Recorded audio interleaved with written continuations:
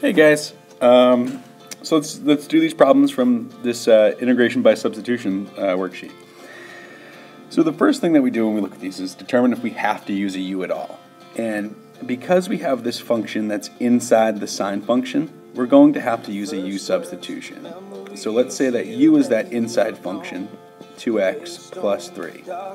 The derivative of that is equal to 2. So now I'm going to rewrite my indefinite integral in terms of u. So I'm taking the sine of u with respect to u. Now when I wrote in the du, I brought with it a 2. This was only a 1 sine of x, or sine of 2x plus 3. So we need to multiply this by 1/2. The antiderivative of sine is the opposite of cosine. So I have the cosine of u, I had this 1/2, and it's the opposite, so the negative 1/2 cosine of u, plus the constant c. Remember that u is equal to 2x plus 3, so I'm going to put a 2x plus 3 back in for u, and I have a negative 1/2 cosine of 2x plus 3.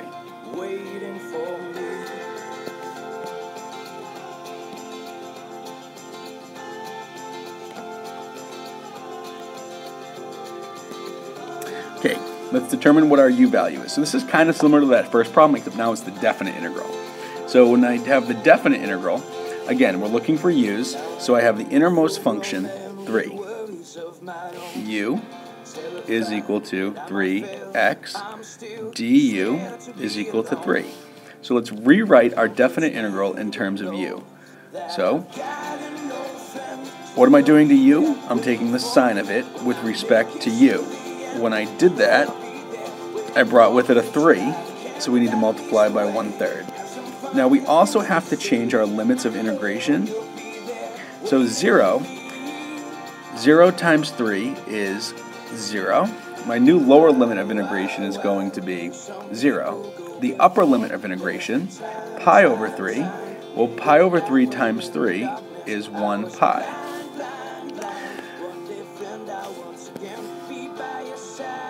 There should have been a u there, sorry.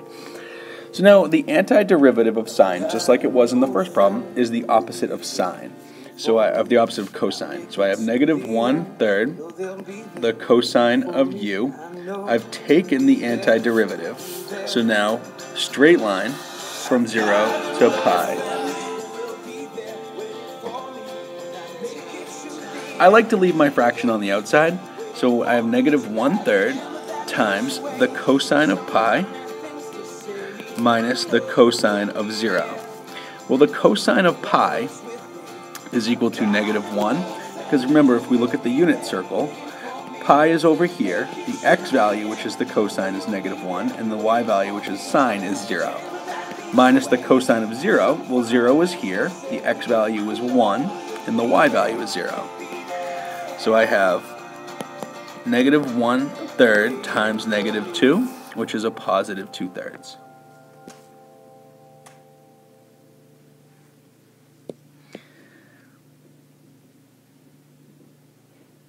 This one was, I thought, a little bit tricky. I thought it was a little bit tricky because I did give a hint that there is no u.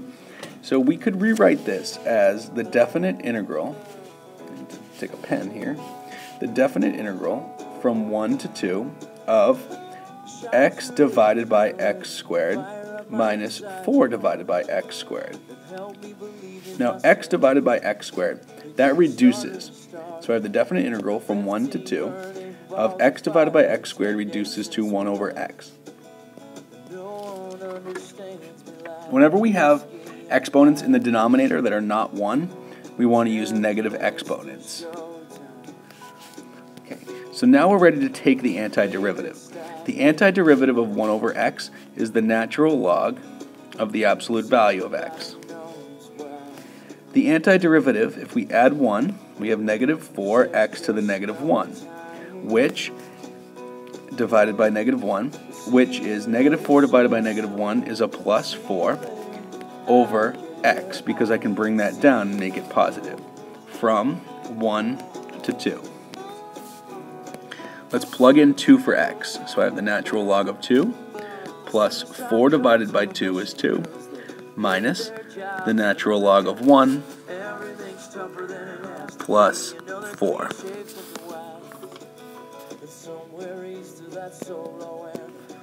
The natural log of 1 is equal to 0. 2 minus 4 is equal to negative 2, so I have the natural log of 2 minus 2.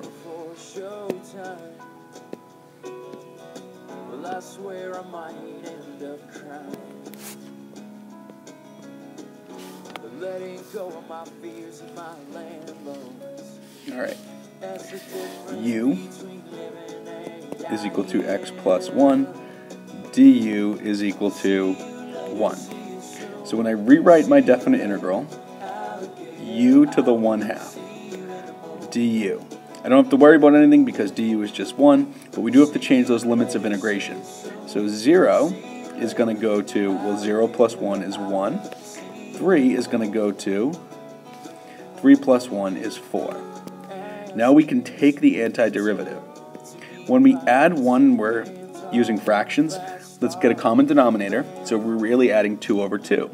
So u to the 3/2 divided by 3/2, which is the same as multiplying by 2/3, from 1 to 4.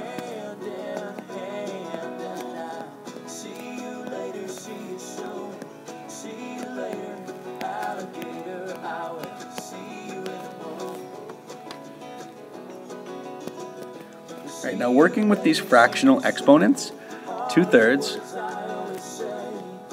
times, when I take 4 to the 3/2, let's do the square root of 4 first. So the square root of 4 is 2, and then 2 to the 3rds is 8.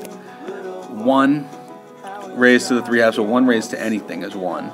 So I have 8 minus 1, so I have 2/3 times 7, which is 14/3.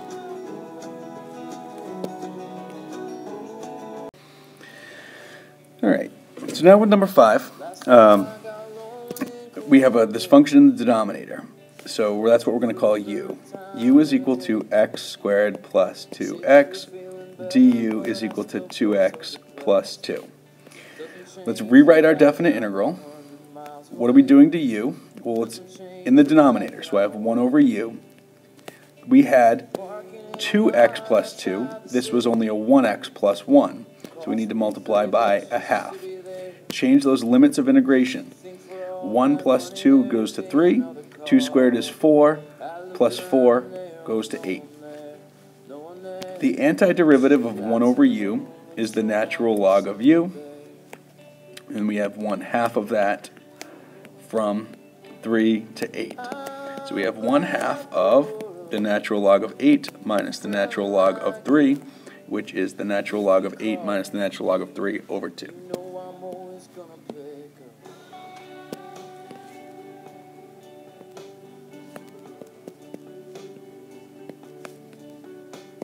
Such a lame excuse to say I'm tired. Everyone's tired more or less. If you want to see a person come alive, it's not that hard. Okay, so this is what we want to do because we want to take the average value. So remember that the average value is the definite integral from a to b of that function and then divided by the difference from a to b. So 1 over, in this case, 2 minus 0 is 2. We need to do a u substitution in order to do this definite integral. So let's call u x cubed plus 1. U is equal to x cubed plus 1. du is equal to 3x squared. So I have this 1/2. We're taking u and we're raising it to the 1/2. du. When we did that, we brought with it a 3, so we need to multiply by 1/3 out here. Change those limits of integration. 0 is going to go to x cubed plus 1 is 1. 2 cubed is 8 plus 1 is 9. So now take the antiderivative. So add 2 over 2. So we have u to the 3/2 times 2/3, because dividing by 3/2 is the same as multiplying by 2/3.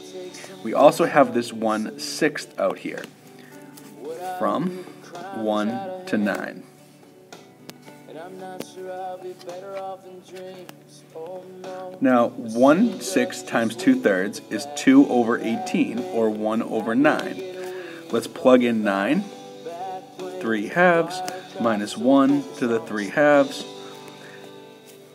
So we have 1 over 9 times, well, 9 to the 3 halves. The square root of 9 is 3 to the third is 27 minus 1. So we have 1/9 times 26, or 26 over 9.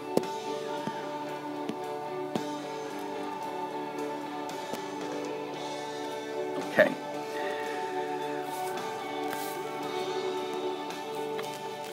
Everywhere we see x over 2, we're going to plug in u. So in the numerator, we're going to have 1 minus u squared over.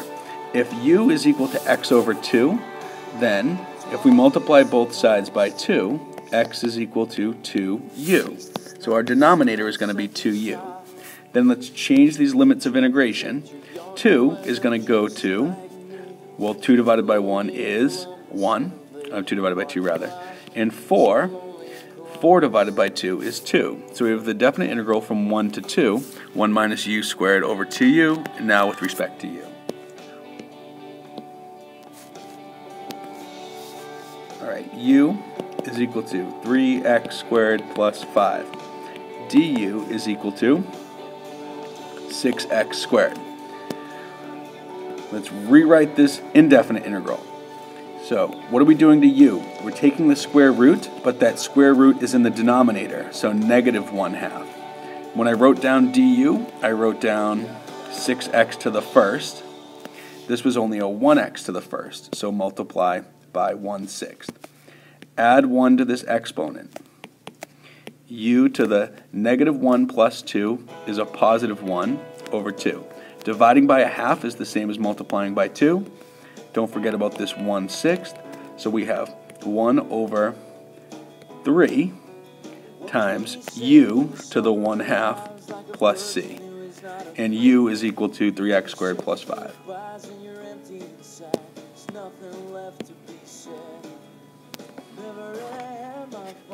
I know I'm going a little quickly. It's because I'm going to run out of time.